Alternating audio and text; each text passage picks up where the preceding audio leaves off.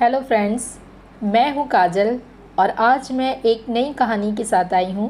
नारद पर्वत और सृजय। देवर्षि नारद और उनके भांजे पार्वत को तीनों लोकों में भ्रमण करने का सामर्थ्य था। एक बार इस मृत्यु लोक पर उतर आए और मज़े से घूमने फिरने लगे। दोनों ने यह समझौता कर लिया था कि वे अपने अपने मन की अच्छी या बुरी कामनाएं एक दूसरे को बतला देंगे। घूमते फिरते वे दोनों एक बार राजा सृजय के दरबार में पहुंच गए। उनका यथोचित सत्कार हुआ और उन्होंने वहां कुछ दिनों तक आराम किया। राजा ने अपनी पुत्री सुकुमारी को उनकी सेवा पर नियुक्त किया था। कुछ समय बाद देवर्षि नारद सुकुमारी पर आसक्त हो गए और उससे विवाह की कामना की, किंतु अपने निश्चय के अनुसार इसकी सूचना अपने भांजे को नहीं दी।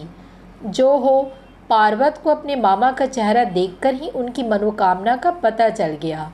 उसने क्रोध में आकर नारद को शाप दे दिया कि उसकी सूरत बंदर जैसी हो जाए।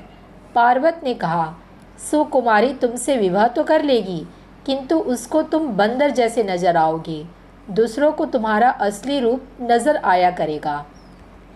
नारद को और अधिक क्रोध आया कि एक ऐसे मनुष्य ने, जो उसके पुत्र समान है, उसे शाप दे दिया कि वह अपनी इच्छा से स्वर्गलोक में नहीं जा पाएगा। इस प्रकार क्रोध में भरे मामा भांजा एक दूसरे से अलग हो गए। जब राजा सृजय को सुकुमारी के बारे में नारद की ऐसी इच्छा का ज्ञान हुआ तो वह नारद जी जैसे मुनि को अपना दामाद बनाने को तैयार हो गए और सुकुमारी का विवाह उनसे कर दिया। कुछ काल बाद पार्वत अपने मामा नारद के पास गए और उनसे अपना शाप वापस लेने को कहा।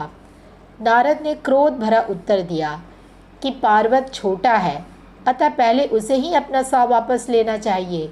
अंत में दोनों ने अपने अपने शाप वापस लेकर मेल मिलाप कर लिया। सृजय ने उनसे यह वर मांगा कि उसे पुत्र प्राप्त हो। राजा बड़ा लोभी था। उसने यह वर भी मांगा कि उसके पुत्र के शरीर से जो भी मलमूत्र निकले वह सोना होता चला जाए। नारद ने यह वर पार्वत से देने को कहा। पार्वत ने वर दे दिया। समय पाकर राजा सृजय के घर पुत्र उत्पन्न हुआ, जिसने पिता का घर सोने से भर दिया। राजा के घर में ऐसा सोना पैदा करने वाले पुत्र की खबर चारों ओर फैल गई। चोर उस लड़के को उठा ले गए और यह सोचकर कि उसके शरीर से बहुत सा सोना निकलेगा उसे मार डाला। पर जब शरीर से सोना ना मिला तो उसे उठाकर फेंक दिया और भाग गए।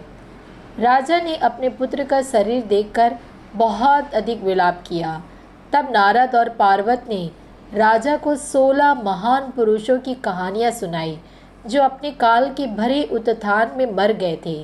फिर सृजय से कहा, यदि ऐसे नामी मनुष्य मर सकते हैं तो तुम्हारे बेटे के मर जाने में कौन सा अनर्थ हो गया। वह तो उन पुरुषों के समान तुच्छ ही था। फिर भी राजा पर दया करके उन्होंने उसका पुत्र पुनः जीवित कर दिया। तो मिलती हूँ एक खूबसूरत सी अगली कहानी में।